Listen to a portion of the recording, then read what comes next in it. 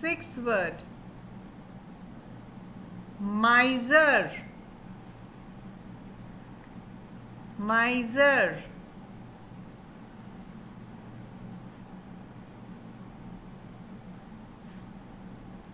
Miser.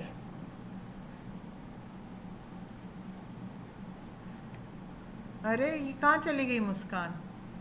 Never mind. Number 7. 4 and 3, 7. Number 7, beggar. Beggar. Beggar.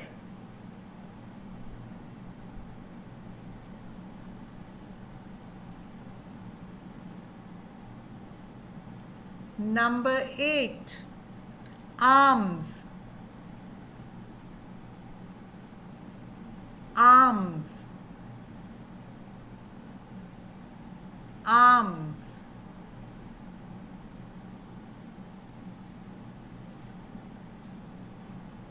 Number 9, borrow. Borrow. Borrow.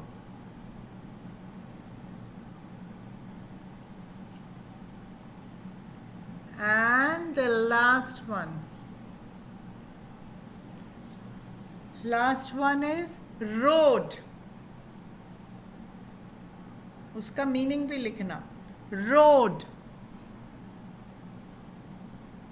Road. Done, Mohatmin? Yes, ma'am. Should I repeat once? Do you want to revise? Do you want to revise? Yes, ma'am.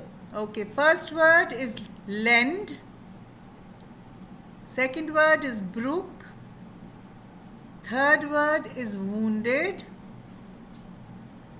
Fourth word is pony. Fifth word is bangle. Sixth word is miser. Seventh word is beggar. Eighth word is arms. Ninth word is borrow. And 10th word is road. Okay, ma'am. Okay. Now send it to me on WhatsApp. जल्दी से भेज दो Okay. Photo खींच के, मैं देखूं.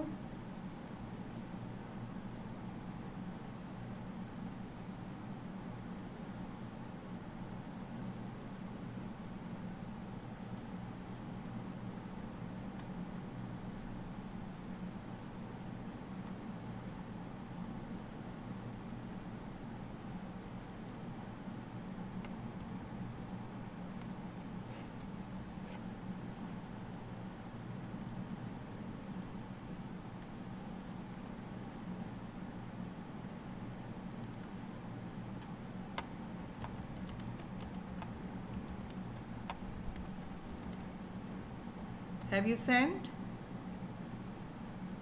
Ma'am, I have sent. Okay, let me see.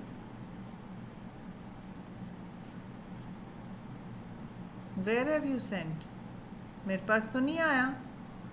You haven't sent it, Mohammed. Where is it? Okay. Ma'am, I sent you again. Okay, on WhatsApp I'm saying.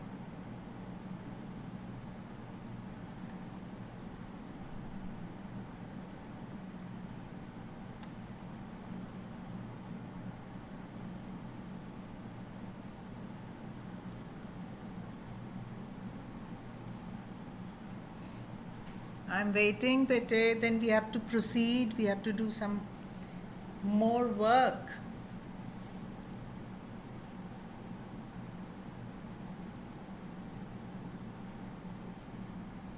Ma'am, 1 minute.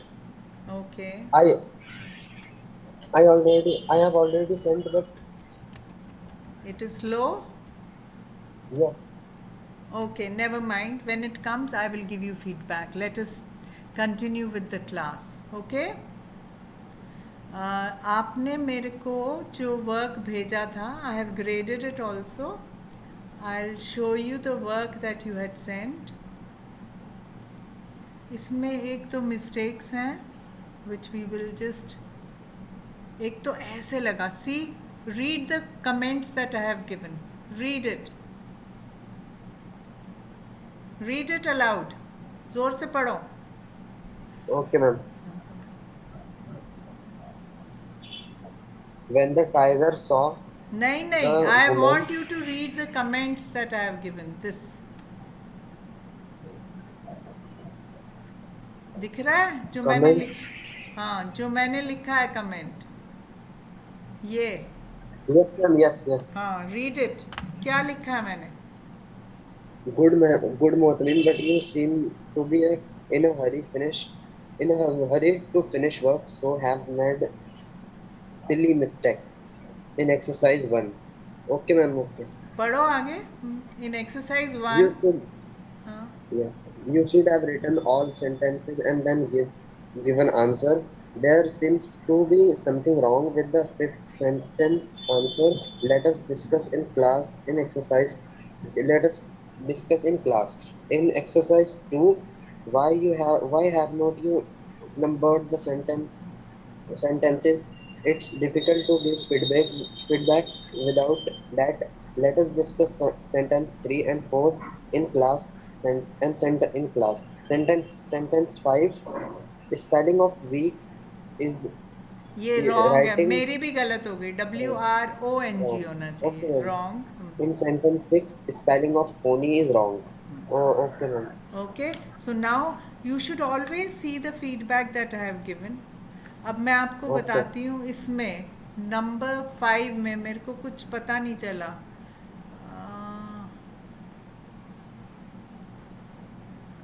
Them and they are pronouns and both stand for mangoes. अब मेरे को नहीं पता कि ये सच में true है या नहीं. अगर आपने सेंटेंस लिखा होता तो मुझे पता चलता. बताओ फर्स्ट सेंटेंस क्या था, फिफ्थ सेंटेंस क्या था. Read out the sentence. Yes, ma'am. Original question लिखा हुआ होना चाहिए ना ऊपर, तब तो पता चलेगा. Read the sentence. Ma'am, first sentence. Fifth sentence जिसका मैंने बोला है let us discuss in class. Fifth sentence first exercise का. Okay, ma'am. पढ़ो. Classroom.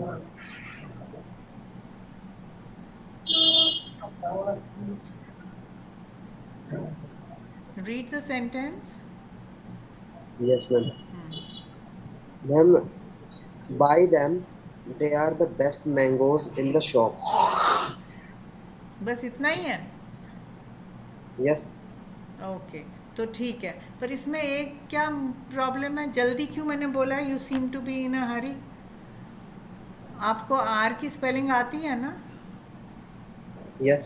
तो कि इधर क्या लिखा है, क्या होना चाहिए. ARE. हाँ, तो ये ई मैम ने लगाना है. No, ma'am. हाँ, ऐसे लग रहा है देख के कि जल्दी मचाई हुई है कि ख़त्म होए किसी तरह काम. अच्छा, नहीं, ऐसी ma'am. फीलिंग आ रही है. ऐसी फीलिंग आ रही है, इसलिए नीटली थोड़ा और लिखेंगे. और इन एक्सरसाइज 2 देखो, आपने एक्सरसाइज 2 में नंबर्स ही नहीं लिखे हैं. मैं हो सकता है आपने कॉपी पे लिखे हों बट आपने फ़ोटो में नहीं डाले हैं. इसमें लेट अस डिस्कस 3. 1 2 3 ये. हाँ, रीड दिस सेंटेंस मोहतमिन. इसमें you have to replace them with pronouns. Read the sentence. Read it. Yes, ma'am. I'm reading. Actually, my mobile is hanging. ओहो. Okay, read. A boy saw a mango. They wanted the mango. Wait. They said, a boy saw a mango. yes. तो आपने लिखे तो है नहीं ना, question तो लिखा ही नहीं है. तो उसको मैंगो चाहिए था ना. अ बॉय, तो ये प्लूरल तो नहीं होगा. क्या होगा, क्या होना चाहिए. एक बॉय के लिए क्या यूज करोगे? ही हाँ, he wanted the mango. फिर he इधर said the mango is ripe. हाँ, he said the mango. अब ये मैंगो की जगह भी तो कुछ लिख सकते हैं. प्रोनाउन क्या आएगा मैंगो की जगह? मैंगो की बात तो हो रही है, तो द मैंगो की जगह क्या आएगा? द द मैंगो की जगह मैम आएगा इट इज राइप. हाँ, फिर इज फिर he took it. he took it. Very good. Yes. Okay. Now Okay. this. Ma'am हाँ, जो अभी मैंने वो भेज रहा हूँ ना, उसकी पीडीएफ क्लियर नहीं आ रही है, फिर से मैंने दोबारा से एडिट किया है. कोई बात नहीं. फोटो भी क्लियर क्लियर नहीं आ रही है. ठीक है, बाद में भेज देना. ओके. आपको खुद ही पता चल जाएगा अगर आप पिछले नोट्स चेक करोगे कि आपने कितना करेक्ट किया है, कितना गलत. Yes. Basically purpose is that you learn. ठीक है, यस. सीखोगे तो अपने आप मार्क्स अच्छे आएंगे. Now read the next question. Rama saw Arjun. He called out to Arjun. अब क्या होना चाहिए? He called out to He Arjun. ठीक है, फिर yes. फिर He answered Rama. Hmm, They went along together. I saw them. हाँ, वेरी गुड. तो ये तो बिल्कुल करेक्ट है कि they Yes. Went along together and I saw them. ये तो बिल्कुल करेक्ट है. Yes. अब ये जो शुरू का है ये थोड़ा सा ट्रिकी है. Rama saw Arjun, he called out to Arjun. To him. बस. Him.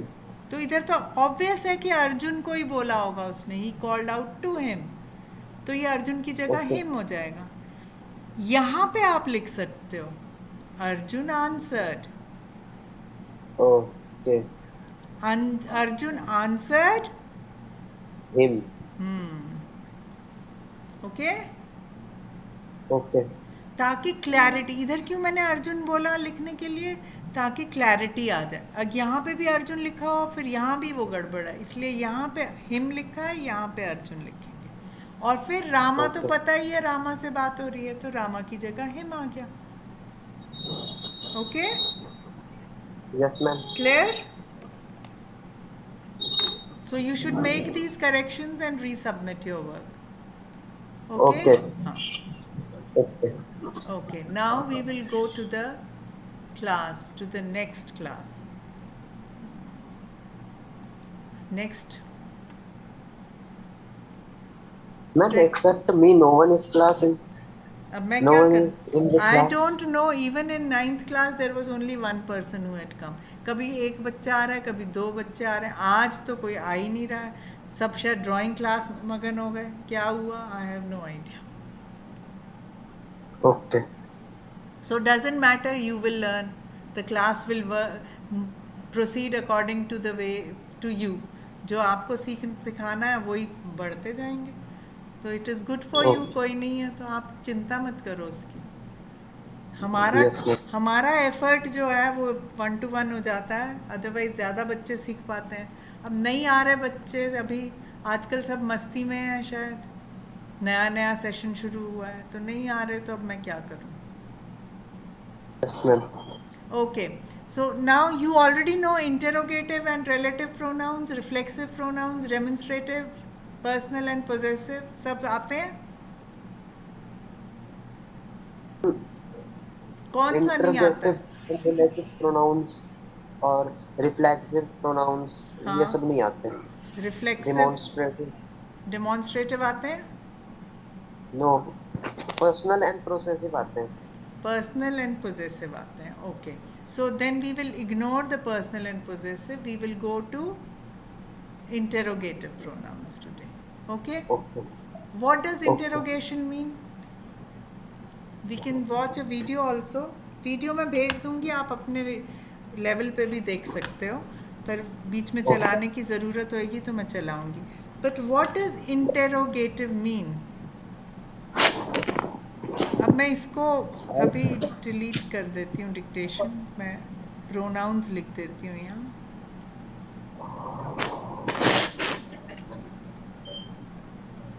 What does interrogative mean?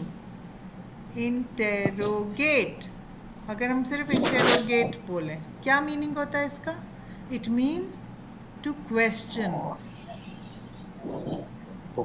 ठीक है, तो अब क्या होगा? इंटेरोगेटिव प्रोनाउंस क्या हो जाएगा फिर?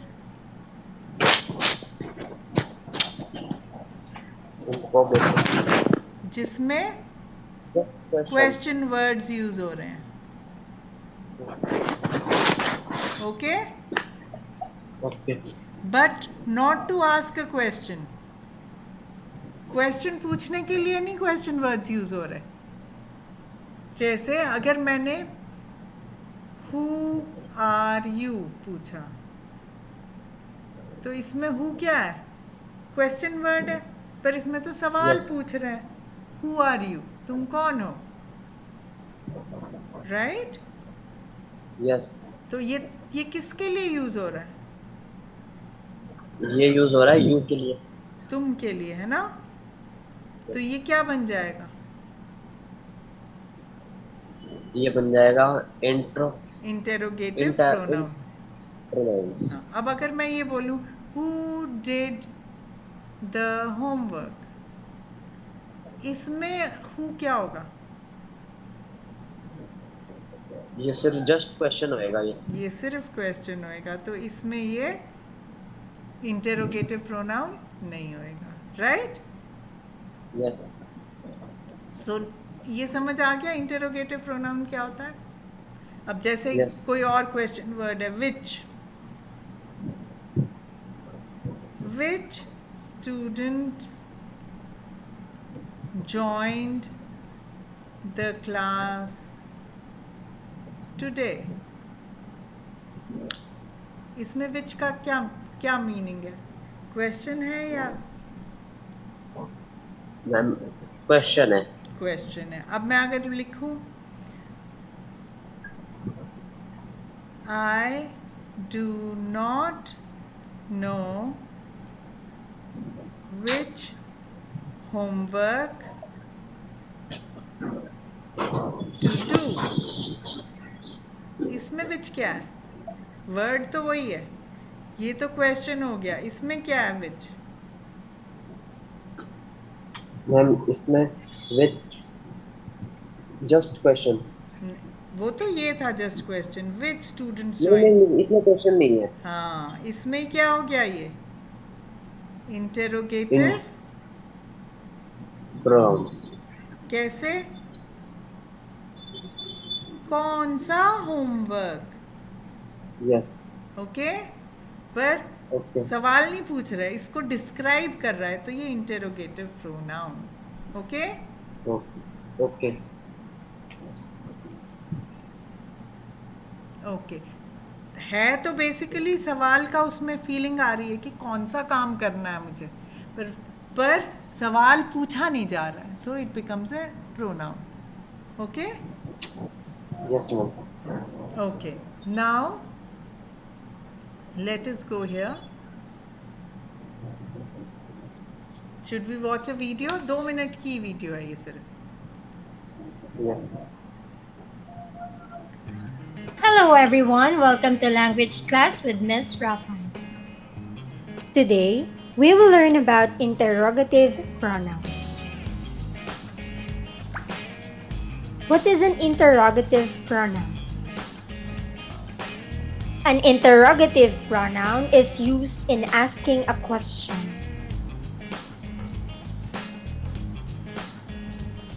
There are 5 interrogative pronouns: who, whom, whose, which, and what. Who is used when we are asking questions about the subject of the sentence. For examples, who said that? Who is going to clean the table? Who is your favorite novel writer? Who is used when we are asking about a person. Whom is used when we are asking about the object of the verb or preposition. Examples: whom did you tell your secret? For whom are those gifts? To whom did you give the book?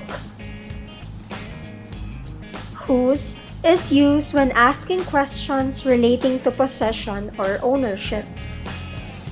Examples: whose cat is this? Whose phone is that? Whose plant was the tallest? Which is used when asking questions where we have limited choices. Examples: which one is your favorite? Which is your car, the red or black? Which of those two do you prefer to buy? What is used when asking for general information. Examples: what is your name? What is our lesson today? What did you learn today? Again, the 5 interrogative pronouns are who, whom, whose, which, and what. I hope you learned something today, gamers. Thank you! समझ आया? Yes ma'am. Okay, तो अब हम next करते हैं relative. Relative का क्या meaning होता है? रिलेटिव वर्ड का ही मीनिंग समझ लो ना तो समझ आ जाता है। एक से दूसरे का रिलेशन आपस में, तो वो रिलेटिव प्रोनाउंस हो जाता है। ओके, पहले वीडियो देख लेते हैं, उसमें फिर कुछ समझ नहीं आता है। ये देखो, इसमें भी वही वाले वर्ड्स यूज हो रहे हैं। सुनो, Take a look at these sentences. सुनाई दे रहा है? The woman who was shouting was angry. Yes. My garden, which is small, looks spacious. The car that drove right past me was red. The girl whose brother is in my class is nice. The man whom I sent a letter will help me. What she told me isn't true. All the underlined words are what we call relative pronouns. In this lesson, I'm going to show you how and when to use who, how and when to use which, when and how to use that, when and how to use whose, when and how to use whom, and when and how to use what. The relative pronoun can refer to a noun. For example, I know the artist who made this painting, and here who is a relative pronoun and the artist obviously is a noun. A pronoun, she can tell me nothing that will change my mind. That is the relative pronoun. अच्छा, इन दो sentences को पढ़ो और बताओ क्या समझे। Okay.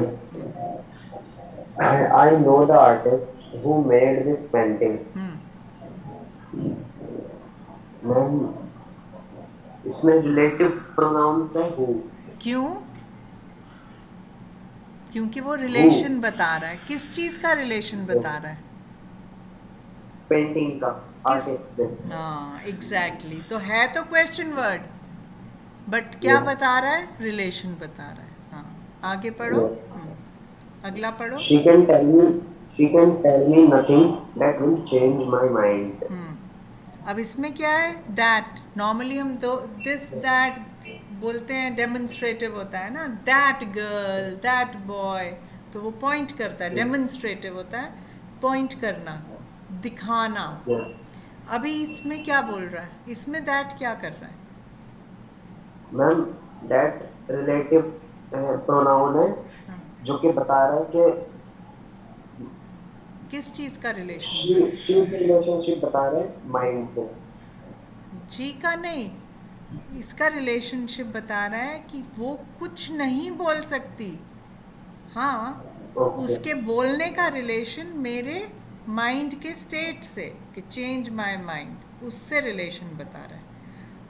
उसका बोलना और मेरा माइंड का स्टेट चेंज होगा कि नहीं। She can tell me nothing that will change my mind. Okay? Yes. Okay. Now let's Nothing move ahead. is the pronoun. A subclause. He told us we could go home, which came as a surprise. Which here is the relative pronoun, and we could go home is a subclause. तो क्या है? He told us. पढ़ो ये sentence and tell me how you understand it. He told us we could go home, which came as a surprise. हाँ. तो Yes. so किसका relation किससे?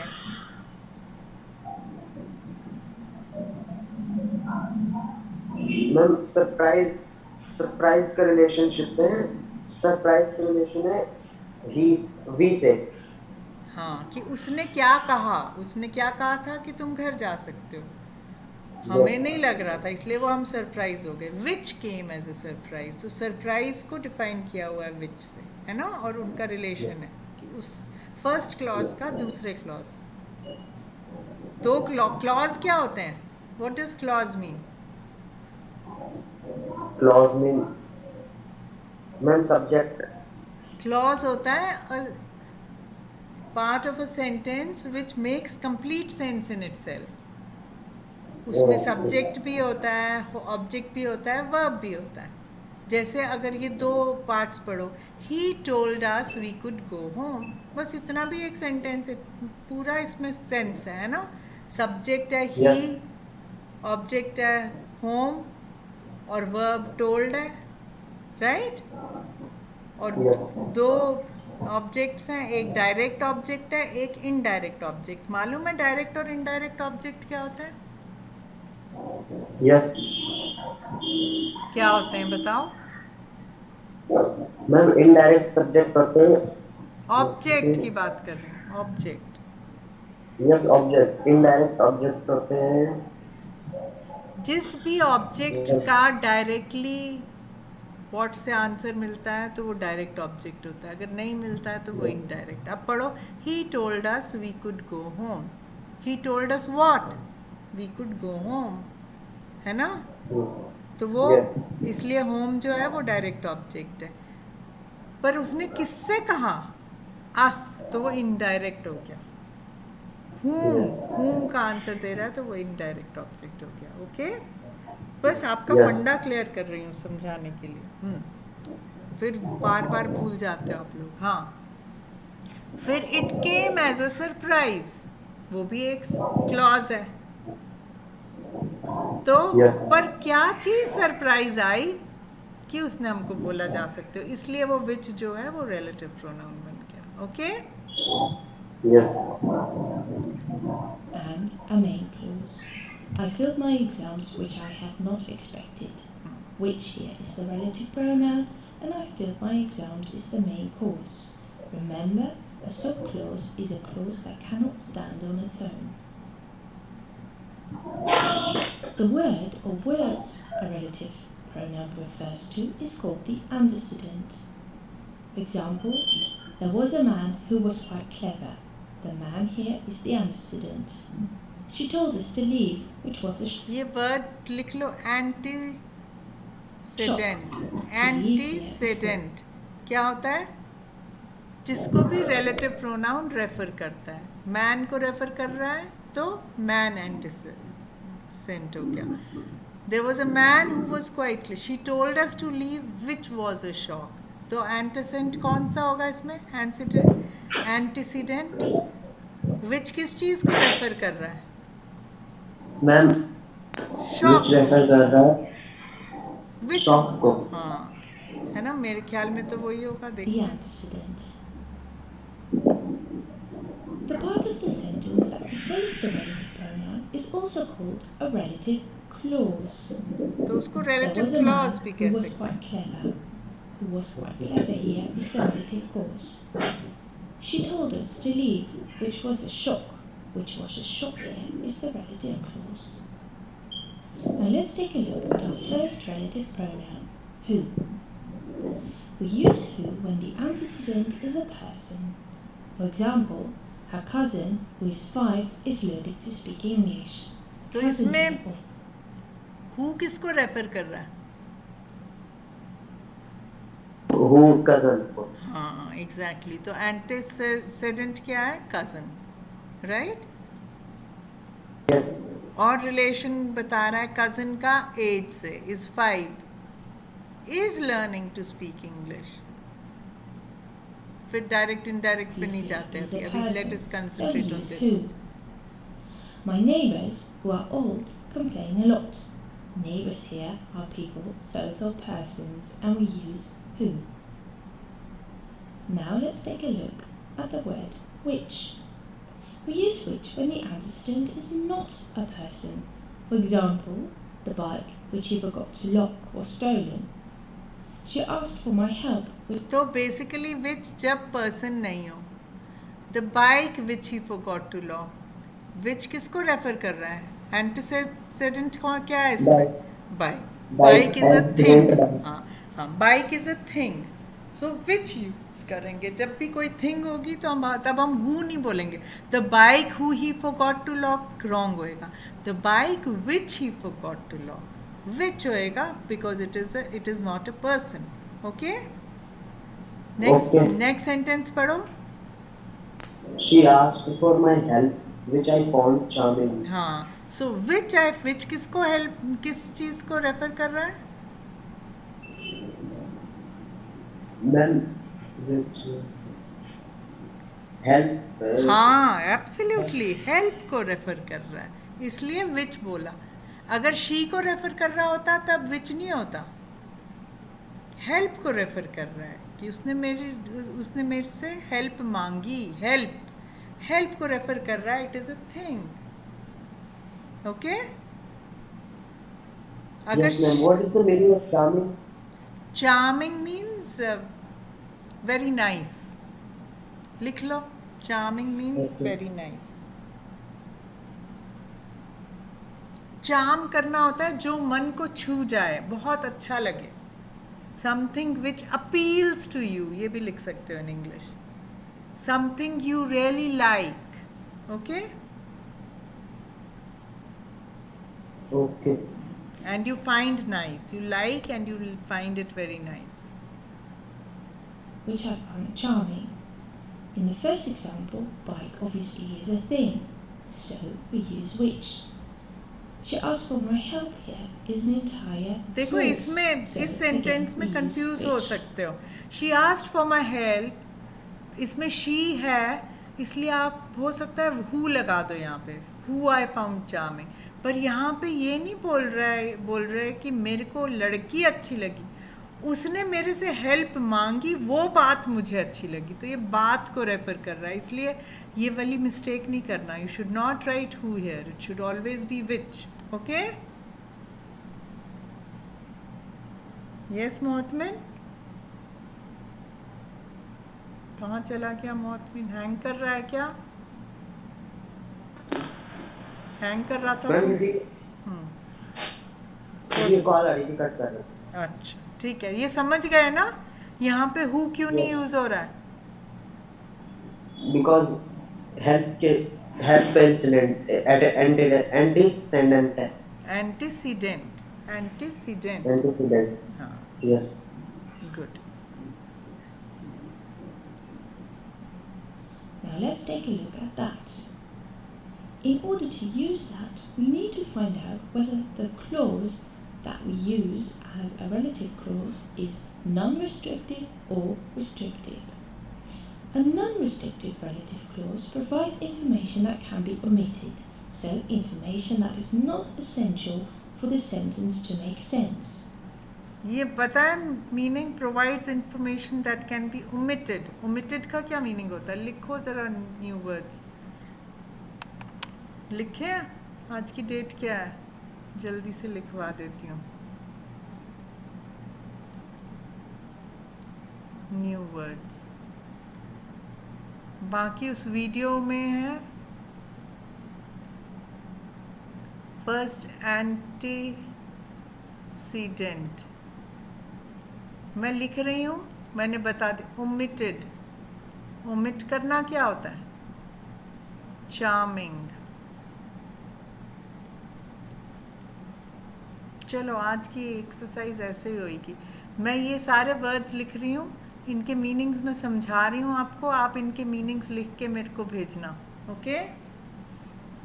Okay. मैं लिख नहीं रही meanings. Non restrictive, non restrictive and restrictive. Restrictive का opposite होगा non restrictive. So what does restrictive mean?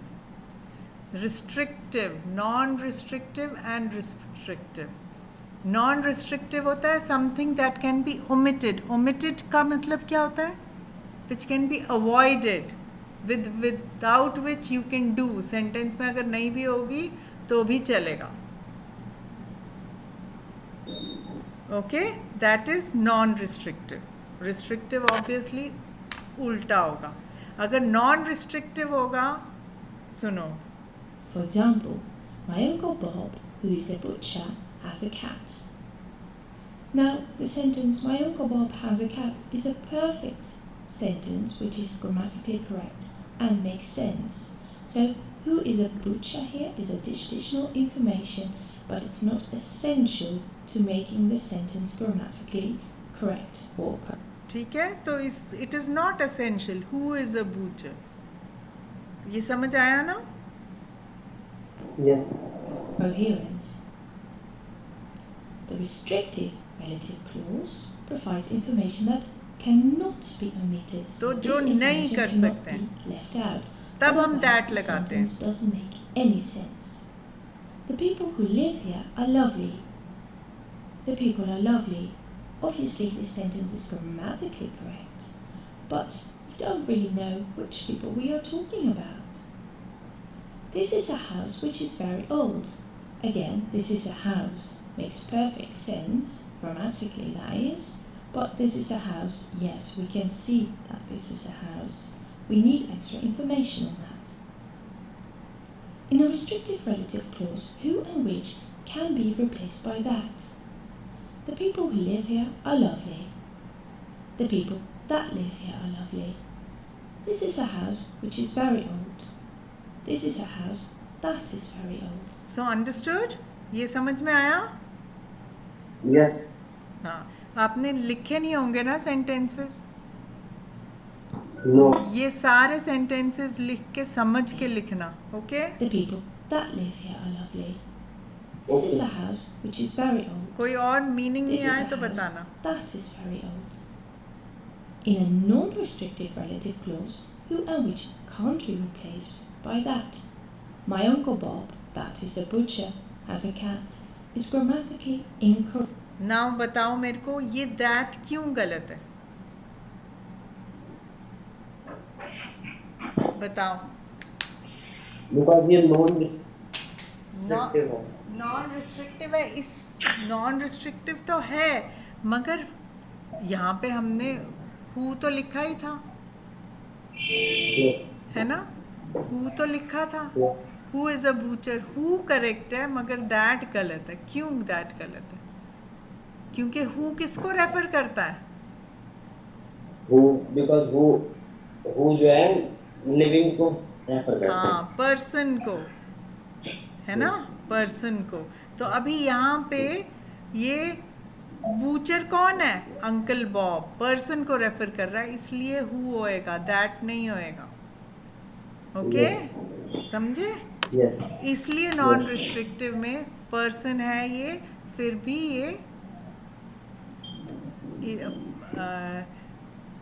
Non restrictive भी है और पर्सन भी है, तो दैट हम इस दैट से रिप्लेस नहीं कर सकते, ओके? Antecedent Okay. इसमें अंकल बॉब है, पर्सन है। Correct. Sometimes we can omit the relative pronoun. When the relative pronoun is not the subject of the restrictive relative clause, we can leave it out. The boys who you saw are my nephews. हाँ, ये होता है। इधर हम who co हटा ही सकते हैं। The boys you saw are my nephews, इसमें क्या है? Restrictive relative clause. The boys you saw are my, who you saw भी करेक्ट है, पर हु को आप ओमिट भी कर सकते हो। Here, the Yes. subject of the relative clause, so who you saw, is you and not who. The boys that you saw are my nephews. Again, you is the subject of the relative clause, so we could also say, the boys you saw are my nephews. So here we can leave the relative pronoun out because it's not the subject of the restrictive relative clause. ये समझ आया? इसमें Yes. हाँ, subject कौन सा है? The boys, the boys, the boys. You नहीं है सब्जेक्ट, तो ये यू भी हट गया. ये यू से पहले हु और दैट कुछ भी लगाने की ज़रूरत नहीं. The relative pronoun out because it's not the subject of the restrictive relative clause. We can also use whose. We use whose as a possessive form of who. The man whose bike was green laughed at me. ये तो समझ आ रहा है? Possessive है. किसकी bike थी? Man की. Whose bike. Okay, तब हुज यूज करते हैं. We say that the bike belonged to a certain person, the man, so we use whose. Now There's another word I want you to write the meaning of. Possessive. का meaning क्या होता है? और interrogative. तभी मैंने कहा ना, आप अकेले हो तो आपके हिसाब से क्लास चलाऊंगी. इंटेरोगेटिव, इन सब के मीनिंग्स लिखना.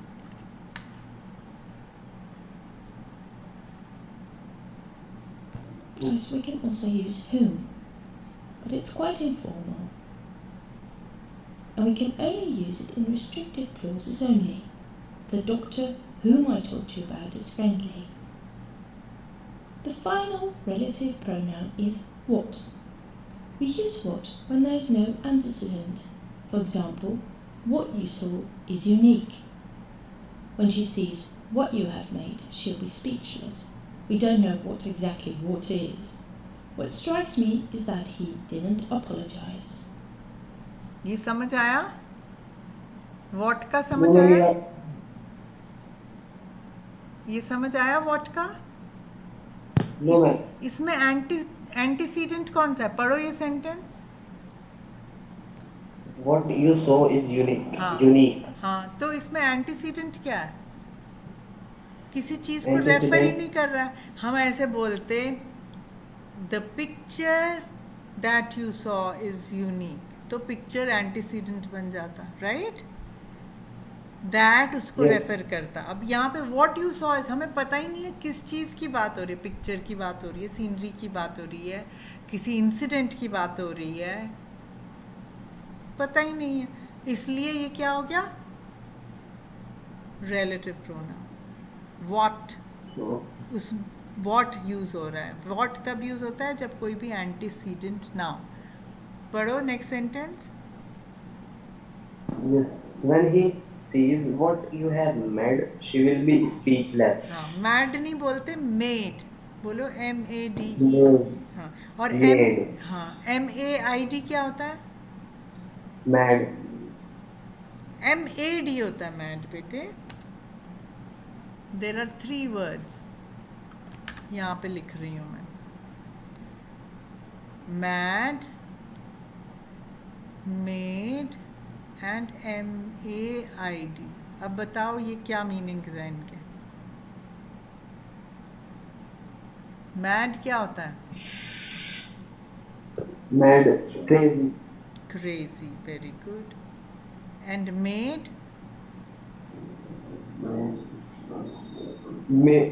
Making. हाँ, to make. And To make. MAID made?